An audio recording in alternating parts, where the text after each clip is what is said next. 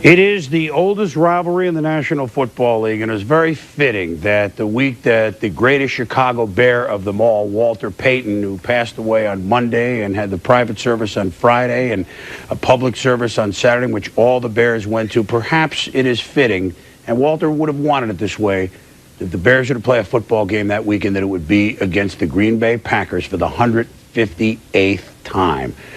And a moment of silence, certainly in all the NFL parks, but especially this one, and every football player, and the McCaskies, Virginia and Ed, and Commissioner Tagliabue, Dick Duran, everybody involved, knowing that the respect for Walter Payton is just so genuine. And then the Bears wearing their patch. Cade McNown was hit by Gilbert Brown, and he had to leave. So the Bears are down to their third-string quarterback very early, and it's Jim Miller. So he gives it to a guy faster than him. Glenn Milburn, who's always had the moves, 49 yards for a touchdown. No, wait a minute. The Packers lost on Monday night at home. Now they're behind the Bears, 7-0. Well, for the Bears, they average 89 yards a game rushing and only 86 on the drive. Ron Jaworski, congratulating Brett Favre for his 117th straight start at quarterback, breaking Jaws' old mark at 116. But his thumb is banged up, and so therefore they change the game plan. Yeah, they've been throwing the ball downfield to the outside today. Brett Favre shortening up those throws, and here you see him throw a strike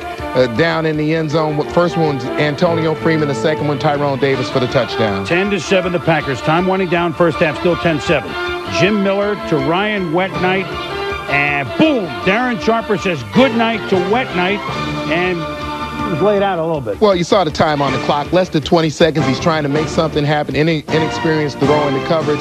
Wetnight got up from that lick. Very fortunate. Wetnight, a tough customer, and he kept playing. Meanwhile, Jim Miller, third quarter to Bobby Ingram, 6 yards. The Bears in Lambeau lead it 14-10. Now 14-13, 3 minutes to go. What could happen? Brett Favre is at home. He's led 3 late drives for wins this year. That's Dorsey Levens for a first down. Favre with under 2 minutes to go to Antonio Freeman. It would set up a long field goal by Ryan Longwell, but they want to make it a short field goal. Favre to Freeman for 6 yards.